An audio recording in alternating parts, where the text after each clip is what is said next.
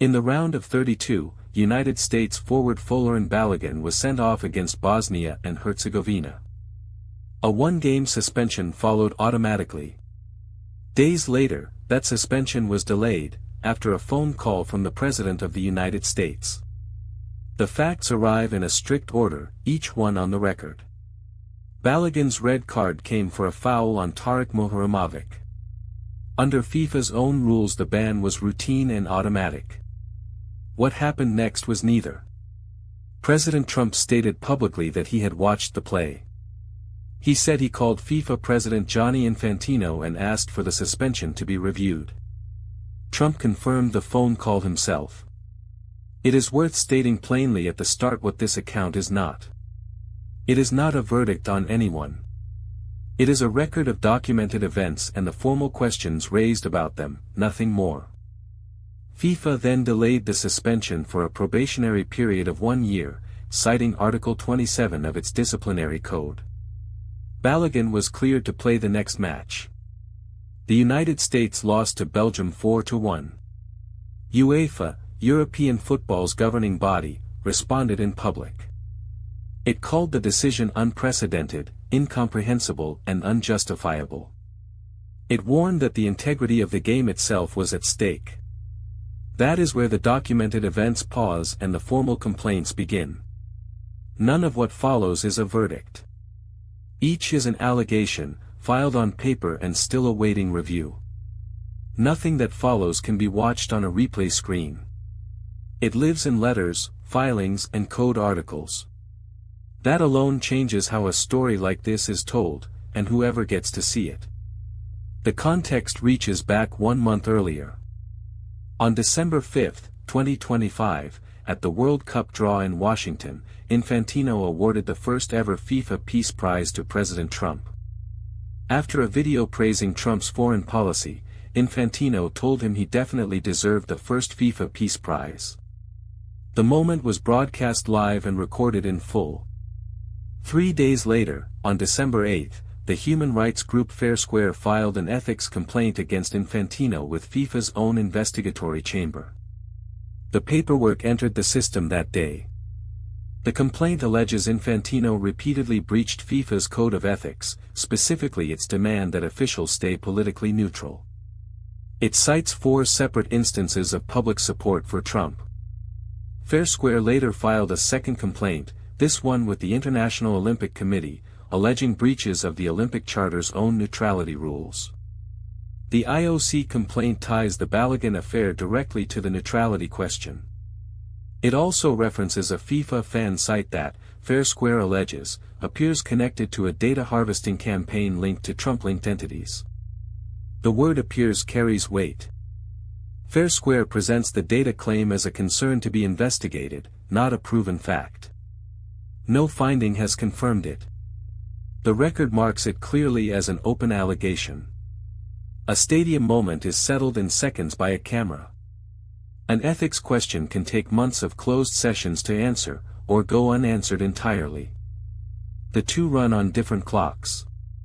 The FIFA complaint does not stand alone. It is supported by the Norwegian Football Federation and by roughly 50 members of the European Parliament. Under Article 15 of FIFA's Ethics Code, a confirmed breach can bring a fine of at least 10,000 Swiss francs and a ban of at least 2 years from all football activity. But no breach has been confirmed. No hearing has ruled. Those penalties describe only what could follow if the allegations are upheld, and so far they have not been. Every element here is documented on its own. A red card. A phone call the president confirmed. A delayed suspension. An award. 2 complaints. What no document yet establishes is whether any of it actually broke a rule. There is a reason the language stays so careful. A named official and a sitting head of state sit at the center of it. Every unproven word carries a cost, so the record uses none it cannot defend. The temptation is to draw the line between the prize, the phone call and the delay. The complaints themselves invite it. But an invitation is not proof, and the ethics bodies have not drawn that line. Infantino has not been sanctioned. Trump confirmed the call but framed it as a simple request to review. FIFA cited its own Article 27. Each actor points to a rule or a right. What is undisputed is narrow but real. A sitting president called a football federation about a disciplinary case, and the case changed. What is disputed is whether that sequence was influence, coincidence, or a permitted review. The gap between those two sentences is the entire story. One is a timeline anyone can verify. The other is a judgment no one has yet been authorized to make. The FIFA Ethics Committee has announced no ruling. The IOC has not confirmed whether it will open a formal case. In the exact language of the filings, the complaints remain under review. Millions saw the red card in real time. Almost no one will read the complaint that followed. The imbalance between what is visible and what is verified defines this whole affair. Balogun played. The United States lost anyway.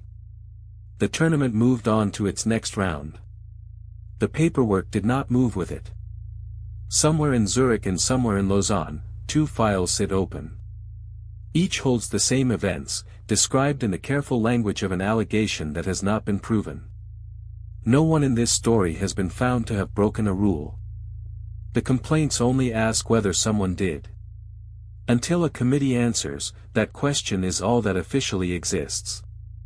What a governing body chooses to explain, and what it chooses to leave sealed, is itself a kind of statement. The silence here has become part of the record it refuses to complete. The phone call happened. The prize was given. The suspension was delayed. The complaints were filed. Between those documented facts sits a judgment the record has not yet made, and may never make public.